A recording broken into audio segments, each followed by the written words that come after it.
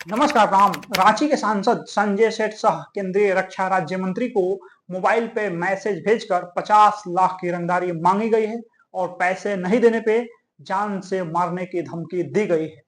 Message में लाल सलाम का जिक्र भी किया गया है।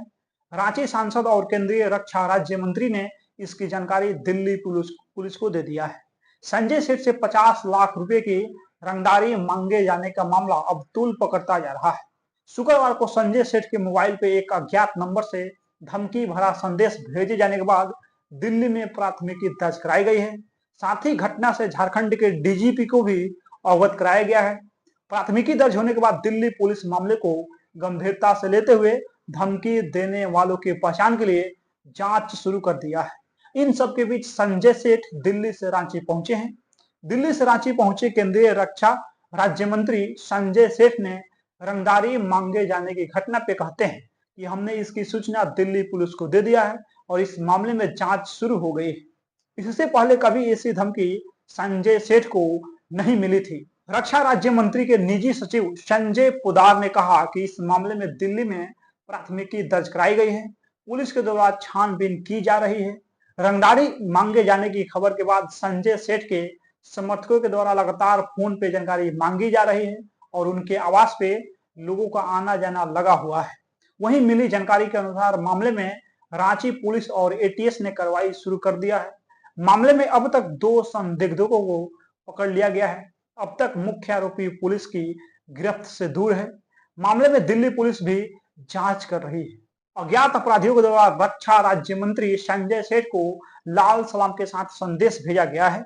इतना ही नहीं, रंगदारी नहीं देने पे संजय सेठ को जान से मारने की धमकी दी गई है। धमकी वाला मैसेज उनके मोबाइल नंबर पे आया है। मैसेज भेजकर उनसे 50 लाख रुपए की रंगदारी मांगी गई है। संजय सेठ रांची सांसद होने के साथ साथ देश के रक्षा राज्य मंत्री भी हैं। पिछले लोकसभा चुनाव में लगातार दूसरी बार रांची सीट से चुनाव जीतने में सफल हुए थे। पुलिस को रक्षा राज्य मंत्री के दौरान दी गई सूचना के बाद इस मामले में जांच शुरू कर दी गई है। साथ ही झारखंड डीजीपी को अवगत करा दिया गया है। जानकारी के मुताबिक दिल्ली पुलिस के वरिष्ठ अधिकारी और डीजीपी ने संजय सेठ से दिल्ली में शुक्रवार को इस मामले में जानकारी ली और उन्हें भरोसा दिया कि जल्द ही इस कांड का खुलासा किया जाएगा। केंद्रीय रक्षा राज्य मंत्री को मिली धमकी के बाद झारखंड में कानून व्यवस्था को लेकर सवाल उठने लगे हैं। बीजेपी ने हेमंत सोरेन सरकार पे निशाना साधते हुए कहा है कि इस शासन में आम से लेकर खास तक परेशान है और सरकार अपने में मस्त है। बीजेपी विधायक सीपी सिंह ने लॉ एंड ऑर्डर की स्थिति पे सवाल खड़ा करते हैं और कहते हैं कि जब से हेमंत सोरेन की गठबंधन की सरकार बनी है तब से लॉ एंड ऑर्डर खराब है। आज भी उन्हीं की सरकार है। हम लोग तो बोलते थे कि हेमंत है तो हिम्मत है।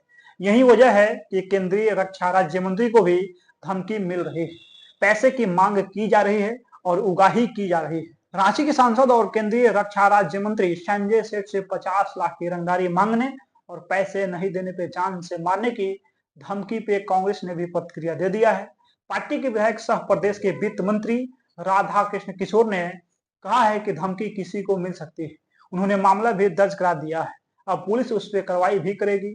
हेमंत सोरेन सरकार इस तरह के मामले में बेहद गंभीर है और दोषी को बख्शा नहीं जाएगा।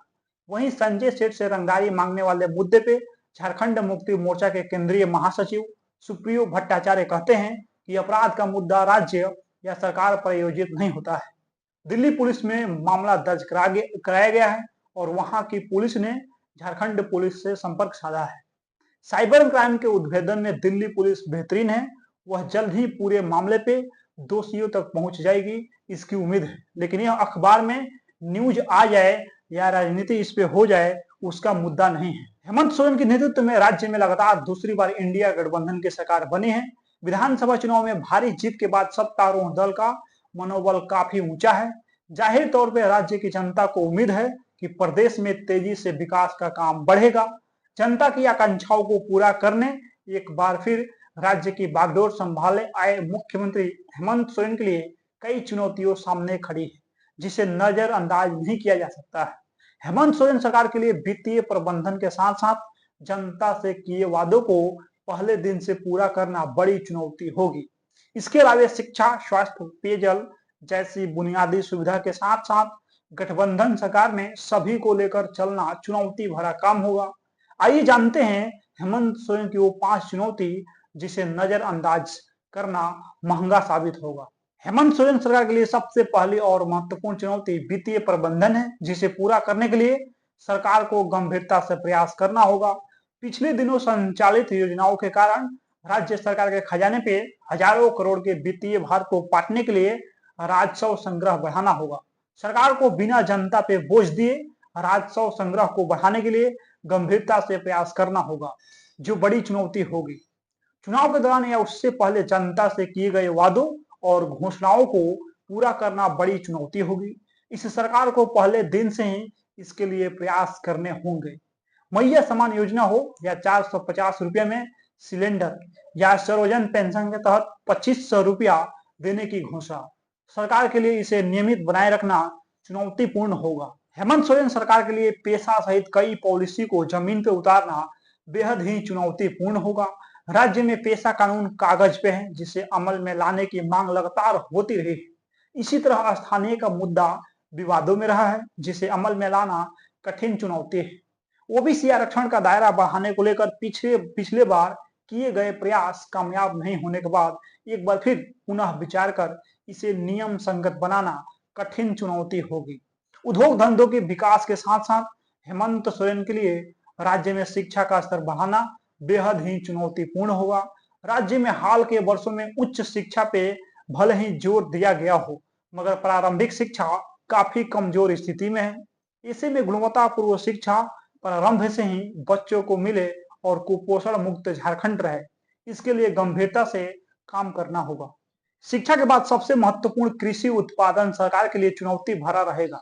कृषि ऋण माफी के बाद किसानों को राहत जरूर मिली है, मगर खेतों तक सिंचाई की समुचित व्यवस्था उपलब्ध हो, इसके लिए सरकार को प्रयास करना होगा। समय पे बीज और खाद की उपलब्धता किसानों तक पहुंचे, इसके लिए सरकार को गंभीर होना पड़ेगा। इसके अलावे सभी तक स्वास्थ्य सुविधा पहुंचना सरकार के लिए कठिन चुनौती होगी, क्योंकि आज भी यह देखा जाता है कि शहर की तुलना में ग्रामीण क्षेत्र में चिकित्सकों की भारी कमी है, जिस वजह से लोगों को भारी कठिनाई का सामना करना पड़ता है। समन्वय सरकार के कामकाज के साथ साथ हेमंत सोरेन सरकार के लिए पांचवा और अंतिम चुनौती गठबंधन में समन्वय बनाकर राजकाज चलाना है।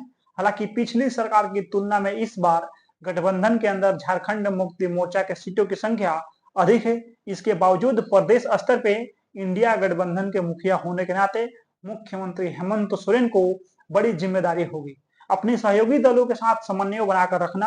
हालांकि इस बार सहयोगी दलों के बीच समन्वय बनाने में कोई खास कठिनाई नहीं होगी, क्योंकि हेमंत सोरेन की पार्टी जेएमएम खुद मजबूत स्थिति में है। आमतौर पर मुख्यमंत्री से नहीं मिलने देने और सरकार के कामकाज को लेकर शिकायत होती रहती है, जिसे दूर करने के लिए कमेटी बनाई जा सकती है। बाकी इस वीडियो में आप लोग अपना प्रतिक्रिया दे दीजिए। मिलते हैं अगला वीडियो में। बहुत बहुत धन्यवाद।